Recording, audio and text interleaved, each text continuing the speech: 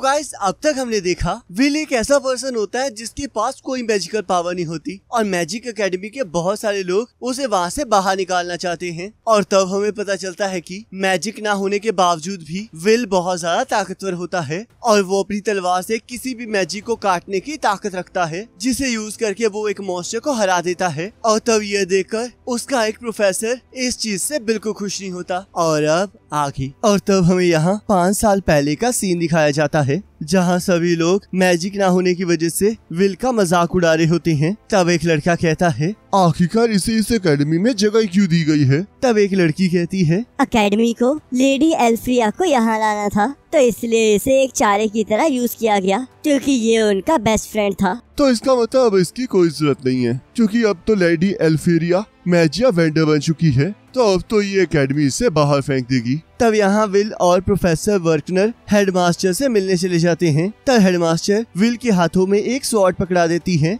और उस पर मैजिक से हमला कर देती है, जहाँ हम देखते हैं विल अपनी तलवार से उस सारे मैजिक को काट देता है, जिससे प्रोफेसर वर्कनर और हेडमास्टर बहुत ज्यादा शॉक हो जाते हैं। तब हेडमास्टर हंसते हुए कहती है ठीक है वर्कनर, ये इस एकेडमी में रह सकता है। तब प्रोफेसर वर्कनर कहते हैं क्या ये ठीक होगा क्योंकि विल को तो कोई मैजिक यूज करना आता ही नहीं। तुम सही कह रहे हो, पर ये देखने में बहुत मजा आएगा कि ये स्वॉर्ड एक जादुई छड़ी की जगह कैसे लेगी। तब विल कहता है क्या अगर मैं इस एकेडमी में पढ़ूंगा तो मैं टावर पर चढ़ सकता हूँ? क्या मैं ताकतवर बन के एल्फी तक पहुँच सकता हूँ? तुम्हें उसके लिए बहुत ज्यादा मेहनत करनी पड़ेगी और कभी ना हार मानने वाली इच्छा शक्ति रखनी होगी। तब वो लोग वहाँ से चले जाते हैं। तब हेडमास्टर कहती हैं ये बहुत ज्यादा बुरा हुआ, पर ये तुम्हारी गलती है कि तुमने इसका ख्याल नहीं रखा। चलो देखते हैं कि एक स्वॉर्ड एक जादुई छड़ी की जगह कैसे लेती है। तब हमें यहाँ प्रेजेंट का सीन दिखाया जाता है जहाँ प्रोफेसर वर्कनर कहते हैं टावर पर चढ़ने के लिए आपको अपर इंस्टीट्यूट में जाना होगा और तब उसके बाद टावर के टॉप फ्लोर पर पहुंचकर मैजिया वेंडर बनना होगा। और आप ये तभी कर सकते हो जब आप अपर इंस्टीट्यूट में हाईएस्ट सीट ऑफ लर्निंग के लिए एक्सेप्ट कर लिए जाओगे। और वहाँ तक पहुँचने के 2 मेथड्स हैं। पहला कि आपको नए टाइप का मैजिक इन्वेंट करना होगा और दूसरा आपको 7200 या फिर उससे ज्यादा क्रेडिट्स इस एकेडमी में हासिल करने होंगे। बहुत कम लोग ऐसे हैं जो कि पहले मेथड से मैजिया वेंडर बने हैं, तो इसलिए सभी लोग दूसरा मेथड चुनते हैं। पर तुम लोग अपर इंस्टीट्यूट में जाने के बारे में तो भूल ही जाओ क्योंकि मुझे तो लगता है कि तुम तो बड़ी मुश्किल से ग्रेजुएट हो गए, तो इसलिए आज मैं तुम्हें बहुत से लेसन्स दोबारा से पढ़ने के लिए दूंगा। तब सभी लोग ये सुनकर रोने लगते हैं और बाहर जाकर कोलेट कहती है लगता है विल प्रोफेसर वर्कनर की क्लास कुछ ज्यादा ही खतरनाक थी। तुम सही कह रही हो, हमें मैजिक ड्रिल्स के लिए बहुत सारी प्रैक्टिस करनी होगी। तुमने राइटिंग में बहुत सारे क्रेडिट अर्न किए हैं, पर प्रोफेसर वर्कनर फिर भी बहुत ज्यादा स्ट्रिक्ट है। असल बात तो ये है कि मैं स्पेल वर्क में बहुत ज्यादा होपलेस हूँ, पर मैं इसकी वजह से हार नहीं मानना चाहता। और अगर मैं सच कहूँ तो ये अच्छी बात है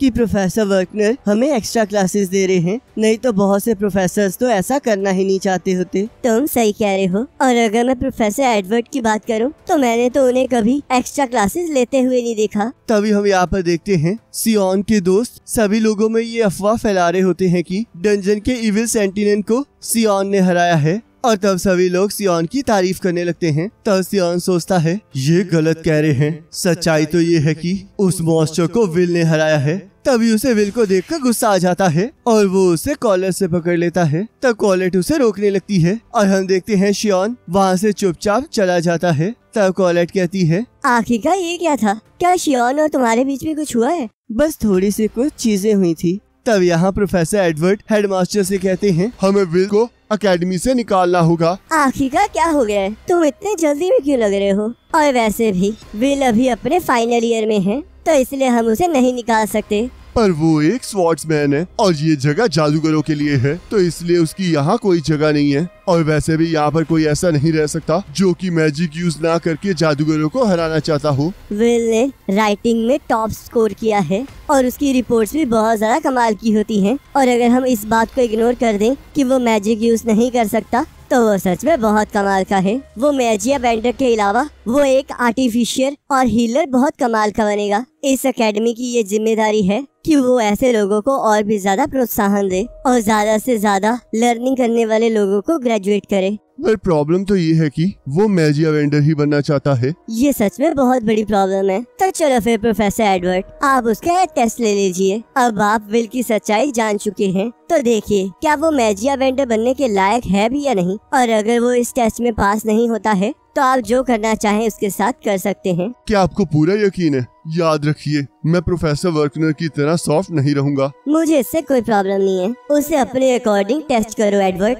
और उसकी सच्चाई जानो, क्योंकि तुम वो पर्सन हो जो कि मैजिक अवेंडर के बारे में सबसे ज्यादा जानता है। तब यहाँ कोलेट मैजिक से विल का लॉकर खोल देती है और कहती है, क्या तुमने अभी भी इस तलवार को यहाँ रखा हुआ है? मुझे एकेडमी में स्वॉर्ड यूज करने की परमिशन नहीं है, और अगर मैं वापस अपने रूम में चला जाता हूँ तो मेरा रूममेट मुझे वहाँ से वापस नहीं जाने देता। तुम्हारा रूममेट रोस्टी है ना? लगता है तुम दोनों कुछ ज्यादा ही करीब हो। और तब वो दोनों पढ़ने चले जाते हैं, जहाँ विल ड्वार्फ की लड़ाई के बारे में पढ़ रहा होता है। तब कोलेट कहती है, क्या तुमने इसे अभी अभी याद किया है? मैं अभी दूसरी रेसेस के बारे में याद कर रहा हूँ, ये उसी के लिए नोट्स हैं। तुम राइटिंग में मुझसे बेहतर कर रहे हो, पर तुम्हें खुद पर इतना ज्यादा जोर देने की जरूरत नहीं है। पर मुझे ये करना ही होगा, क्योंकि अगर मेरा एक भी क्रेडिट कम हुआ तो मैं अपर इंस्टीट्यूट नहीं जा पाऊंगा। और वैसे भी मैं ड्वार्फ्स की फीलिंग्स को कुछ ज्यादा अच्छे से ही समझ सकता हूँ। उन्होंने एक साथ मिलकर बहुत सारे जादूगरों के साथ लड़ाई की थी, और प्रोफेसर वर्कनर ने कहा था कि कभी ना हार मानना मैजिक से भी ज्यादा ताकतवर होता है। तभी प्रोफेसर एडवर्ड वहाँ पर आ जाते हैं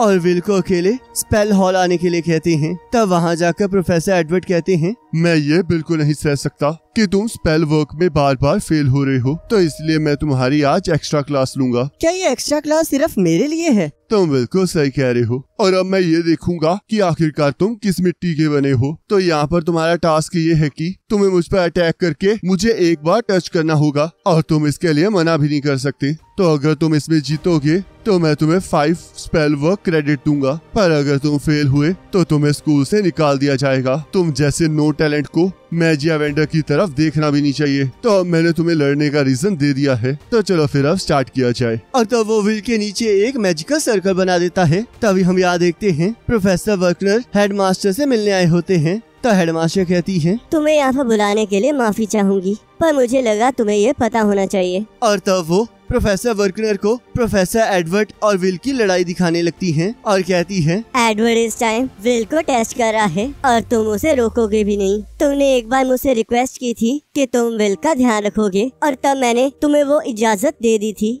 तो इस टाइम मैं एडवर्ड की रिक्वेस्ट मान रही हूँ। वो देखना चाहता है कि विल के अंदर वो काबिलियत है जो मैजिक अवेंडर बनने के लिए चाहिए होती है। पर ये गलत है। आखिरकार आपने प्रोफेसर एडवर्ड को ही ऐसा क्यों करने दिया? ये तो विल के लिए सच में बहुत ज्यादा खतरनाक है। आप जानती है ना कि वो वही पर्सन है जो कि लगभग मैजिक अवेंडर बन ही चुके थे, चाहे वो फेल हो चुके हों। पर वो ऐसे पर्सन है जो कि टावर के टॉप तक पहुंचे थे, तो उनका सामना करना तो सच में बहुत ज्यादा मुश्किल होने वाला है। तब हम यहाँ देखते हैं प्रोफेसर एडवर्ड का सामना करते हुए विल बहुत ज्यादा थक चुका होता है और सोचता है, ये मुझ पर low level black magic use कर रहे हैं, पर फिर भी इन स्पेल्स की ताकत बहुत ज्यादा है। और तब विल बहुत तेजी से भागकर प्रोफेसर एडवर्ड को लात मारने लगता है, पर प्रोफेसर एडवर्ड का मैजिकल बैरियर उसकी लात को रोक देता है। और तब प्रोफेसर एडवर्ड उसे हवा में फेंककर उस पर फिर से हमला कर देते हैं, जिससे विल जोर से नीचे जाकर गिरता है और उसका चश्मा भी टूट जाता है। तब विल सोचता है, ये तो कोई मंत्र भी नहीं पढ़ रहे हैं, और ऊपर से इनकी स्पेल कास्टिंग भी बहुत ज्यादा फास्ट है। मुझे तो इन पर हमला करने का कोई मौका ही नहीं मिल रहा है। ये तो सच में बहुत ज्यादा ताकतवर हैं।